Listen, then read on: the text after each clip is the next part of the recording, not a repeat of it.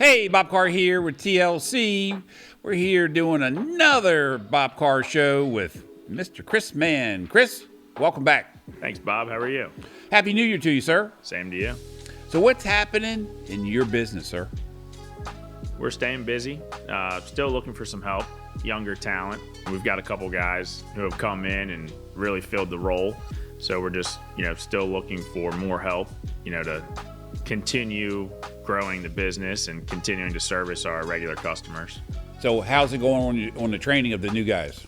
It's good. They're all very willing to learn. And that's all you can ask for, right? As long as they want to come in and do the work, that's the most important thing. They're there every morning on time, ready to go? They're there on time, yes. 7 o'clock, ready to go. So how do you guys do as far as your training? You got something in place that you do X amount a week? We have different policies of what they have to meet before they can be on their own, essentially. So they'll learn, They'll go with different guys, different crews. So you got a checklist. If a guy says he's ready, you make sure that he has, right? He or she has. You got all guys, right? You have no women in the field? Not in the field. All right, Bob, we're going to change it up today. We're going to interview you. Interview me? What do you think, Austin? You love it? Run it. All right, we're going to change it up. All right. What are you guys busiest right now this time of the year? Right now, we're finishing up taking out holiday lights, doing a lot of tune-ups on landscape lighting. And I got 4 or 5 guys constantly at your house taking care of antennas because you run them over the lawnmower when you're drunk at night. That only happened one time. I couldn't figure out why the lights wouldn't work. So does technology help or hurt? I think technology helps, but I think as the different items are modified, adjusted, then you need more of because they're trying to get it more precise. Make sense? Is it more user-friendly? Yeah, more user-friendly. But it's probably the same thing in your trade where you have different things different items, now they're more accurate, but it takes more technology to get the more accuracy into the device and the range that it'll work. It takes a little bit more. So you're constantly adding to that, but it can be a little frustrating. In this case, when you're the client and you call me about it, it's kind of half embarrassing because it says, why isn't that working? And then they come and find out nothing you or I did. It was just the technology. Well, because originally we thought it was user error. Yeah, I originally thought it was something you were doing. Well, That's my first thought. Well, you get the same type of calls. Yeah. Right? So I'm kind of like, but don't worry about it. Let's come out and take a look. And then when we get out there, Graydon calls me and says, no, we need another antenna. And so Graydon made sure that happened, and the techs installed it, and then you can control your lights. Nothing worse than someone can't control whatever the device might be. Right. You know that.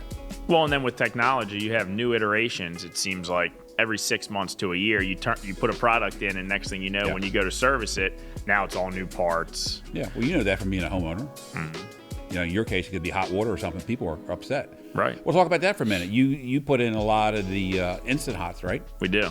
So you ever get one that fails? We just replaced one today that failed. It's 5 years old. The heat exchanger went bad. So you can replace the heat exchanger, or in this situation, the manufacturer was nice enough and allowed us just to replace the water heater. So that way the homeowner had a brand new water heater.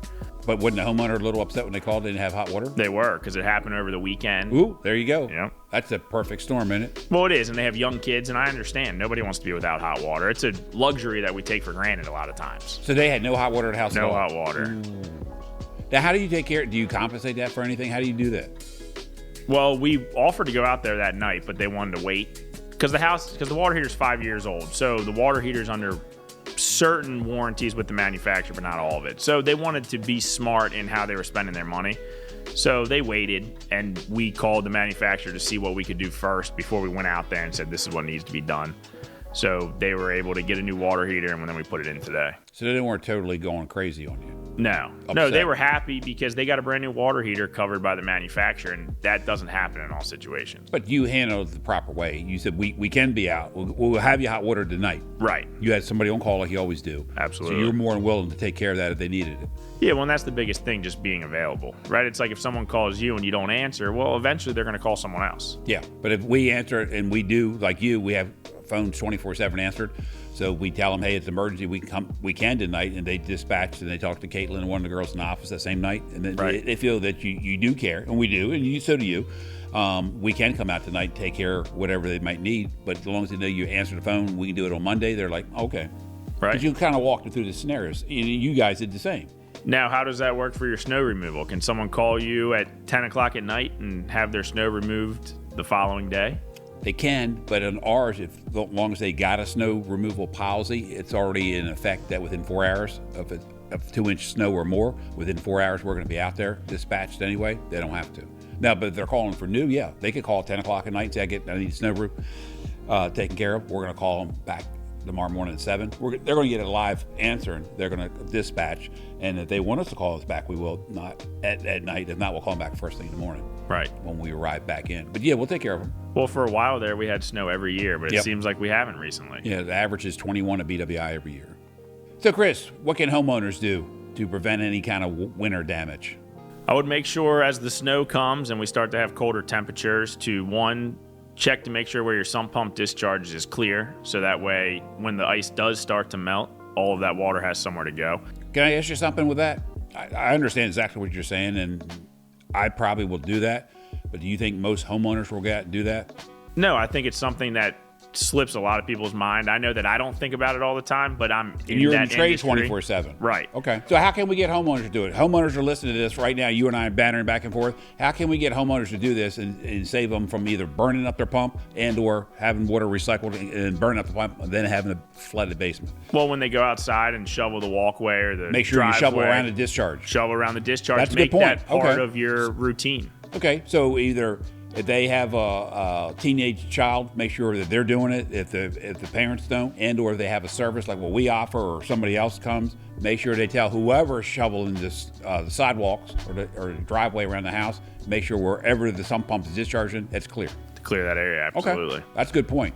Yeah. And then obviously disconnect hoses from your hose bib so that way they don't freeze. Turn them off if you can on the inside if there's a valve that's accessible. So if it's snowing out, more likely it's going to be below freezing, and it's a good time of year to make sure you don't have any more damage. Yeah, a good rule of thumb is when the temperatures start to drop to just turn your hose bibs off, disconnect the hoses. If you need it because you're washing a vehicle or anything like that, then just turn it on and use it as needed. Hook it back up. But if you're going to wash something and your hose is frozen, you shouldn't be out there washing anyway. Absolutely. Chris, appreciate you coming in today, sharing some of your wisdom. Thanks for having me, Bob. Thanks for letting me interview you for a little bit also. Absolutely. That was kind of cool. That was kind of fun. All right, this wraps up another episode of the Bob Carr Show, and we'll see you next week with another episode.